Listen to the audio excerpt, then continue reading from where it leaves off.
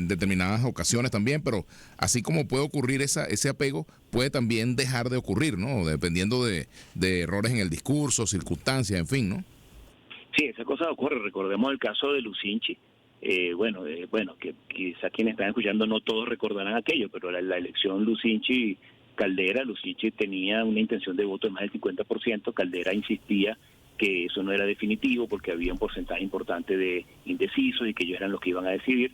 Bueno, Lucinchi dijo ante un micrófono que, bueno, lo que él quería decir era que él ya tenía más del 50%. O sea, independientemente de hacia dónde se fueran los independientes, los indecisos, bueno, él terminaba ganando la elección, pero utilizó una frase muy triste en aquel momento que era: yo le puedo regalar los independientes al doctor Caldera.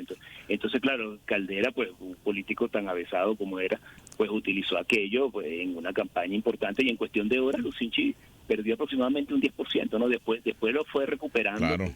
todavía faltaba alguito, ¿no? Y Pero sobre sí, todo con aquel antecedente de la carta aquella, ¿te acuerdas, Félix? La carta el debate, el error ortográfico de Caldera en aquel debate, esa carta que no fue de Caldera el error, fue de la secretaria, pero no lo chequeó y evidentemente pues que Lucinchi le cobró esa... Sí, correcto. Caldera le reclamaba que él no le había respondido la carta y Lucinchi le sacó el error. Ahora, otro asunto importante en todo esto es el asunto de la posibilidad de que se den escenarios no previstos. Por ejemplo, el hecho de que se pueda inhabilitar una candidatura, como lo señalaba esta mañana Jesús Seguía, que no se podía descartar, que incluso la plataforma debía estar preparada para ese escenario, que inhabiliten la candidatura, en fin. En este tipo de escenarios, ¿qué podría ocurrir, por ejemplo, con el voto que inicialmente tiene una candidatura? Depende de lo que ocurra, ¿no? Supongamos, claro, hay cuestiones que según la ley electoral no deberían ocurrir, pero bueno, sabemos que son, bueno, ya sabemos que ese es un tema que todos sabemos en qué nos estamos moviendo, ¿no? Pero supongamos que es simplemente el candidato el que es inhabilitado y las tarjetas continúan todas estando allí.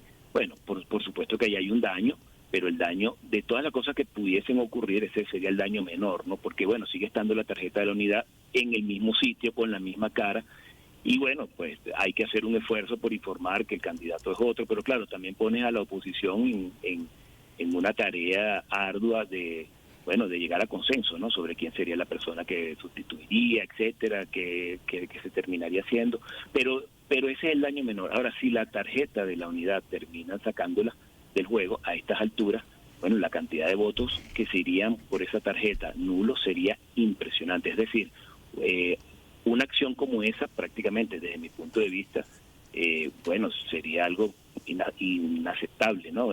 Si se está pensando en un juego electoral medianamente justo.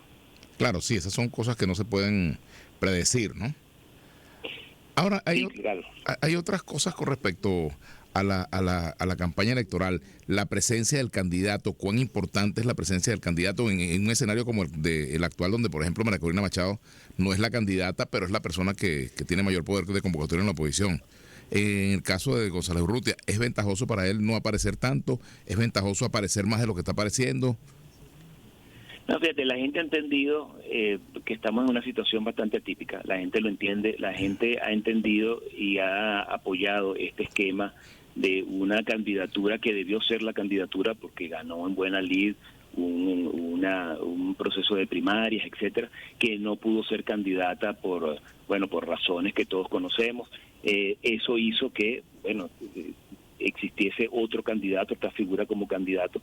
La gente sabe ya que ese es el candidato, pero la gente también sabe por qué él es candidato y por qué no fue María Corina. Entonces, esa doble figura del candidato que está allí, que habla, por supuesto, ¿no? Pero la gran energía de María Corina, que es la que recorre el país, eso lo ha entendido la gente y le ha terminado incluso gustando a la gente esa dualidad. Esa doble identidad de candidaturas allí. Desde el punto de vista del mensaje político, porque también es importante ver cómo se refleja esto en las encuestas, la estrategia del gobierno, por ejemplo, de sacar el caso Tarek El Aissami este año y no haberlo hecho en su momento, ¿lo ayuda? ¿No lo ayuda? Todo lo que hace el gobierno está apuntando a sus bases blandas, que son las que están desmovilizadas, las que están desanimadas, las que se han desconectado, las que no han podido mover en los últimos actos electorales. yo creo que el gobierno está bastante claro en que voto fuera de su base difícilmente puede conquistar, es casi imposible conquistarlo. Entonces su trabajo, por un lado, es reconectar con esa base. Entonces todo lo que hace, todo su discurso va orientado es única y exclusivamente a esa base, a reconectar con esa base. Cuando lanza algún discurso más allá de su base, bueno, es un discurso para desanimar el voto del contrario, ¿no? Entonces, esas son las dos ecuaciones a la hora de una elección, ¿no? Cómo yo hago para llevar a todos los míos y cómo hago para que el contrario no se presente. ¿Y eso le puede ser suficiente al gobierno para ganar la elección? Es muy difícil, es muy complicado, porque la distancia es bastante importante, ¿no? Por supuesto que es un trabajo que va a continuar haciendo, tiene que hacerlo si quiere tener oportunidad en estas elecciones. La oposición tiene que hacer su trabajo también, que es tratar de que esto no ocurra, pues también desactivar el voto del contrario y llevar a todos los suyos. Pero claro, el trabajo del gobierno es un trabajo muy arduo, porque estamos hablando de una diferencia bastante importante en este momento. Hace unos meses, pues, se veía que evidentemente el gobierno tenía un piso muy cercano a su techo, o un techo muy cercano a su piso. ¿Eso ha cambiado? El techo del gobierno es en 30%. Ese es su voto potencial, alrededor de un 30%. Ese es su voto potencial. El año pasado pues estaba en 18, es decir, había una diferencia de 12 con respecto a su techo.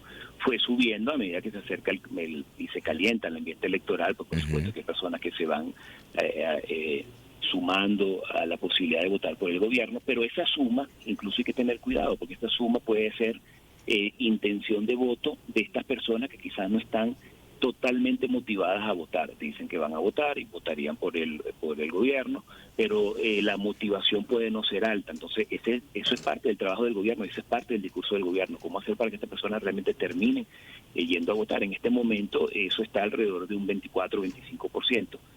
Pareciera haberse estabilizado ya, pareciera que no sube más de allí. Pero bueno, de nuevo, el trabajo del gobierno es hacer todo lo posible para que esa base termine presentándose. Estamos conversando con Félix Seijas, estadístico, director de Delfos. Ahora, Félix, con respecto a las otras candidaturas, ¿cómo evalúas tú las otras candidaturas? Desde la de Enrique Márquez o el conde Benjamín Rauseo hacia el resto, pues, Carri, Ceballos, Martínez, etcétera, Claudio, Fermín. Esta elección, como las anteriores, es una elección polarizada entre gobierno y posibilidad de cambio. Entonces, quien el elector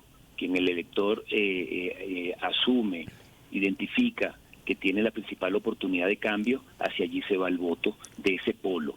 Entonces, ya ese polo está muy bien definido, está definido entre Edmundo González y Nicolás Maduro. Es decir, cualquier otro candidato fuera de allí, viene Jesucristo y es candidato, pero la gente no lo identifica como que, bueno, te puedo querer Jesucristo, pero la posibilidad de cambio es por acá. Bueno, ese voto está muy polarizado en ese sentido. Por lo tanto, el resto de los candidatos, pues, en número es bastante poco. Sigue llevándose una parte, por supuesto, de la torta, una parte pequeña que puede importar, pues sí puede importar, pero es una parte pequeña, ¿no? Con esto lo que quiero decir es que no estoy haciendo juicio de valor sobre esas candidaturas, solamente estoy diciendo que hay una elección polarizada, un ambiente polarizado, y esos ambientes polarizados por la economía del voto, bueno, terminan llevando al mínimo a todo lo que esté fuera de esos polos. Félix, mencionaste a Jesucristo. Hablando de Jesucristo, María Corina habla de que esta es una batalla entre el bien y el mal. El presidente Maduro también ahora apela al hecho religioso y hay un candidato que es pastor evangélico. ¿Cuánto pesa lo religioso en el voto de un ciudadano? En el voto pesa el factor emocional, ¿no? Y todo lo que conecte con las emociones es lo que realmente mueve el voto. El tema religioso es importante, sobre todo en las religiones que son un poco más militantes, ¿no? No sé qué adjetivo ponerle, pero quiero decir por ejemplo, el tema de los evangélicos y el esfuerzo que ha hecho el gobierno para conectar con ese sector. El 25% del voto potencial del gobierno es evangélico. Entonces, por imagínate, eso pesa muchísimo. Pesa muchísimo, por eso que se está haciendo allí un esfuerzo importante. Y ya tenemos elecciones anteriores en las que se ha demostrado cómo se mueven los evangélicos. Por ejemplo, la elección aquella con Bertucci, la cantidad de votos que terminó sacó 900,000 votos. Bertucci. Claro, una cantidad importante, ¿no? Entonces, sí, el mundo evangélico se mueve así. Entonces, y siendo el 25% del voto potencial del gobierno, pues sin ninguna duda, no solo lo que hemos visto, sino vamos a seguir viendo esfuerzos por acercarse a ese sector. Bueno, eso es un descubrimiento, eso que pese tanto el voto evangélico en el gobierno, ¿no? Sí, pero es así, ¿no? Dentro de la oposición el voto evangélico es aproximadamente un 10-15%, ¿no? Es decir, el peso es más importante dentro del chavismo. Por supuesto, en absoluto, ese 15% del voto opositor es más gente que el 25% del voto del chavismo, en términos absolutos. Pero bueno, si nos vamos al chavismo y ellos calculando sus estrategias, bueno, si el voto que tú tienes que llevar, que es tu máximo de ese 30%, que tienes que buscar la manera de llevarlo, el 25% pertenece a un grupo, bueno, tú tienes que atender a ese grupo como de lugar, ¿no? Y es lo que está haciendo el gobierno. Bueno, excelente. Muchas gracias, Félix. Gracias por acompañarnos este rato, ¿ah? Siempre a la orden, un placer. Gracias, Félix Seijas, director de Delfos. Ya es hora de hacer la primera pausa acá en Entre Líneas. Ya regresamos. La edición número 17 de la Eurocopa se vivirá en exclusiva por Unión Radio. A partir de este 14 de junio, Unión Radio transmitirá todos los partidos del torneo con el mejor staff de narradores y comentaristas, quienes les llevarán las previas, los resultados, los postpartidos, los mejores goles y el desempeño de los futbolistas. A través de unionradio.net y de @unionradionet podrá seguir minuto a minuto la jornada y ver las antesalas en el canal de YouTube de Mundo UR. La Eurocopa 2024 solo podría escucharse en exclusiva por Unión Radio, donde vivimos la emoción y la pasión del fútbol. Publicidad. ¿Sabía usted cuando veía a un soldado